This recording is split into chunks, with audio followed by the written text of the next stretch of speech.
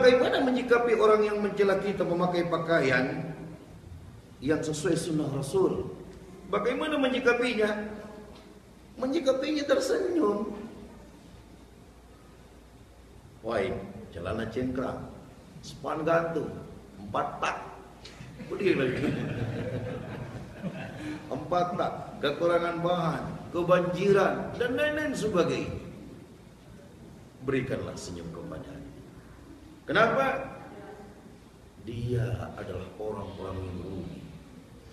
Andaikan mereka tahu apa kebajikan yang akan didapat bagi orang yang mengamalkan amalan Rasulullah SAW karena cinta kepadanya, karena mencontohinya, maka dikatakan innaka ma'aman ahbabta, sesungguhnya engkau bersama orang-orang yang engkau cintai. Kau ngefans ke siapa? Ngefans sama Nabi, maka di akhirat engkau akan dibersamakan dengannya di dalam surga. Bagaimana cara ngefansmu kepadanya? Tentu saja engkau akan mengikuti gerak-geriknya, sikapnya, akhlaknya, cara berpakaiannya, cara bertampangnya, cara berposnya, dan lain sebagainya. Engkau ikuti karena cintamu kepadanya, engkau ngefans sama dia. Nah, sebabmu seperti itu akan membuatmu menjadi bersamanya di dalam surga. Kita katakan, akhi, kamu mau tertawakan ini? Tidakkah kau tahu ini amal saleh yang kalau kita berbuat seperti ini maka akan dapat pahala? Aku sebenarnya yang kasihan sama kamu. Kenapa engkau mentertawai orang yang berbuat pahala? Kenapa engkau tidak suka? Sekarang saya tanya, ketika aku potong celanaku sampai di atas mata kaki sedikit, kau merasa reseh? Kau tidak suka? Engkau cerca, engkau cibir, engkau riba. Tapi orang yang memotong celananya sampai batas lututnya, kau diam aja. Bahkan melanggar pada perbuatan dosa seperti pemain bola di pertengahan pahanya atau pangkal pahanya, engkau diam aja. Padahal itu dosa. Ini untuk amal soleh engkau benci. Gimana? Siapa yang harus diketawain? Kamu yang diketawain. Karena kamu terlalu tidak ada ilmu ataupun bodoh dengan agama. Karena itu, bagaimana sikap kita? Sikap kita cukup seperti yang Al-Quran jelaskan.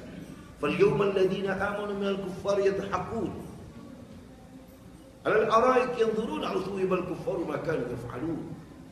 Akan ada masanya kita yang diperintahkan berbalik untuk mentertawakan mereka, dan diperintahkan untuk duduk di atas dipan-dipan singgasana kita di surga, dan kita katakan beri dia azab karena dia mentertawakan diriku waktu di dunia dulu saat aku mengamalkan sunnah Rasulullah sallallahu alaihi wasallam.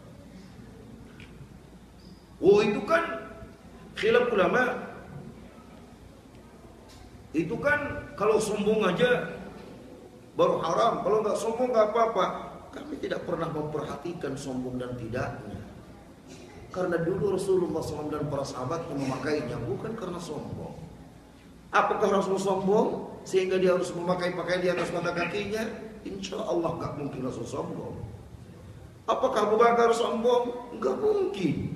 Tapi Abu Bakar diperintahkan untuk menyingkap pakaiannya, mengangkat pakaiannya, rifa'at taubah. Apakah Umar sombong? Enggak. Umar sudah titip pesan, coba tanyain kepada Nabi, aku termasuk orang sombong atau termasuk orang munafik? Tidak. Tanyain. Karena aku takut. Tidak, kata Rasulullah. Tapi begitu Umar datang, begitu Abu Bakar datang, katakan, irfa' taubah, angkat pakaian. Bahkan ketika Umar telah terbunuh, dia pingsan, begitu sadar sebentar. Begitu pingsan, datang waktu sholat, dia dibangunkan. Sholat, sadar dari pingsan. Ketika dibangunkan untuk sholat. Begitu ususnya sudah bocor, begitu minum, saat kita minum, maka air keluar dari situ, makan tetap juga keluar dari situ. Karena dibunuh oleh orang Syiah. Nah, saat dia sadar untuk panggilan sholat, dilihatnya ada seorang anak laki-laki, anak muda yang terkulur pakaiannya, melewati batas mata kakinya, maka dia panggil, irfa' taubah, angkat pakaian. Dan dia tidak bertanyakan, kamu sombong nggak ini? Enggak wahai khalifah, ada apa pula kalau mau itu? Ganti. Karena ini syariah. Libasul anbiya baina saqain. Pakaian para nabi itu di antara kedua betis. Sudah. Kenapa kamu begitu? Jawabnya, kami ikut nabi, kamu ikut sapu. Nah, selesai. Andaikan dia tertawa, sudah kita diam baik. Enak. Tahu tak kamu bilang, tahu tak kamu? Api nak cari pahala. Pahalanya besar. Pahalanya besar. Modalnya dikit baik. Berapa? 5.000 motong ke pasar. Motong celana cuma 5.000. Nah, habis pertanyaan. Ada yang mau bertanya langsung? Anu kan? Ya. Saya mau tanya dulu. Mana yang sunnah? Apakah sorban itu dipakai? Apakah dijadikan apa tuh? Ini kan sudah ada mbak. Masih di Iya. Sunnahnya mana dah? Bagaimanakah sunnahnya? Imamah atau sorban atau sal yang kita pakai, apakah dipakai menutupi kepala, dikalungkan, atau dijadikan sebagai alas untuk sholat?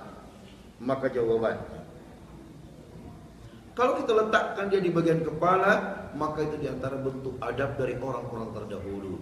Syekh Albani menjelaskan bahwa sungguhnya diantara adab yang harus dijaga adalah kita harus menutup kepala tatkala beribadah kepada Allah, karena ini adalah merupakan budaya-budaya orang saleh terdahulu, Nabi dan para sahabatnya. Maka mungkin berpikir dan kemudian di atas pikir kita letakkan sorban kita seperti orang-orang Arab, dan itu budaya yang terhormat dari sejak dulu, dari sejak para nabi. Nah, cuman kadang kita tidak taruh di atas, dikalungkan. Dan justru ini yang enggak. Cuma insya Allah itu termasuk pakaian yang baik. Tapi terkadang juga Rasulullah SAW mengambilnya dan kemudian meletakkannya sebagai alas untuk sujudnya. Maka kalaupun kita letakkan, sesungguhnya itu tidak bermasalah dan tidak mengapa. Dan kemudian bagaimana tentang pahalanya? Maka ini bukan merupakan bagian daripada rukun, syarat, tetapi hanya sekedar adab kita menghadap Allah Subhanahu wa taala. Dan kalau kita merasa bahwa tempat sujud kita itu kotor dan sebagainya, maka kita ambil kemudian kita jadikan tempat sujud, dan biasa Rasulullah SAW biasa berbuat demikian.